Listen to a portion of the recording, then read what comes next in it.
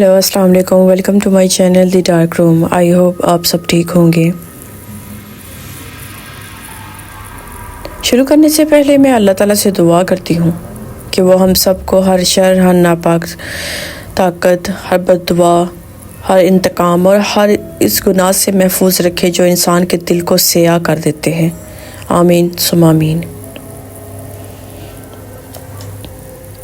कहते हैं कुछ रिश्ते मोहब्बत से नहीं, लालच, हसद और खून से बनते हैं, और कुछ आत्माएं बनने के बाद भी नहीं मरती क्योंकि इनका इंसाफ अभी अधूरा होता है।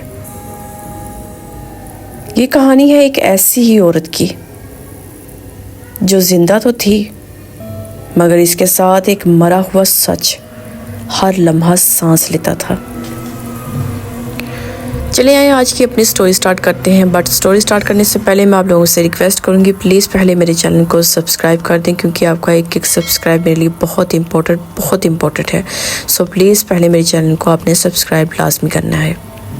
चलिए आज की अपनी स्टोरी स्टार्ट करते हैं।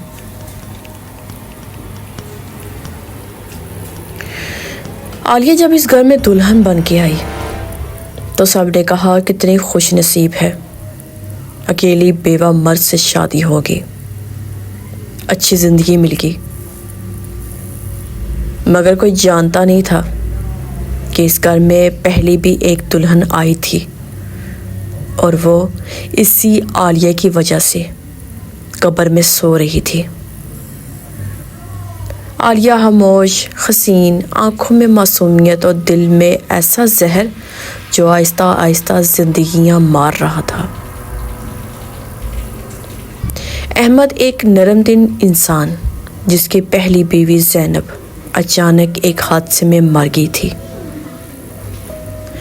सब ने मान लिया कि ये किस्मत थी, मगर सच ये था कि आलिया ने ज़ैनब की ज़िंदगी आहिस्ता आहिस्ता छीनी थी। जहर दवा में मिलाया गया, झूठ मोहब्बत के नाम पर बोला गया और आखिर में एक खामोश मौत। शादी की पहली रात आलिया आईने के सामने बैठी थी कि अचानक कमरे की लाइट खुद बहुत बंद हो गई। ठंडी हवा चलने लगी और किसी ने इसके कान में हल्की सी सरगोशी की, ये मेरा कमरा है। आलिया कांप गई। लाइट ऑन हुई मगर आईने में इसका अक्स थोड़ा सा देर से हिला। इसने खुद को समझाया शायद थकन है, मगर वो नहीं जानती थी कि ज़ैनब वापस आ चुकी है। हर रात जब अहमद सो जाता आलिया जाग जाती। छत पर नंगे पांव चलने की आवाज़, कभी किचन में बर्तन हिलने की और कभी पलंग के पास किसी के खड़े होने का एहसास। एक रात इसने आँख खोली तो बेड के पास सफ़ेद कपड़ों में एक औरत खड़ी थी। बाल खुले, चेहरा जर्द और आंखें बिल्कुल खाली। तुमने मेरी ज़िंदगी ली, वो बोली, मगर इसका मुंह हिला ही नहीं। आलिया चीख न सकी, सांस रुक गई और वह बेहोश हो गई। अगले दिन आलिया की नाखूनों पर खून के निशान थे। दीवार पर नाखूनों से लिखी हुई एक लाइन, मैं मरी नहीं हूँ।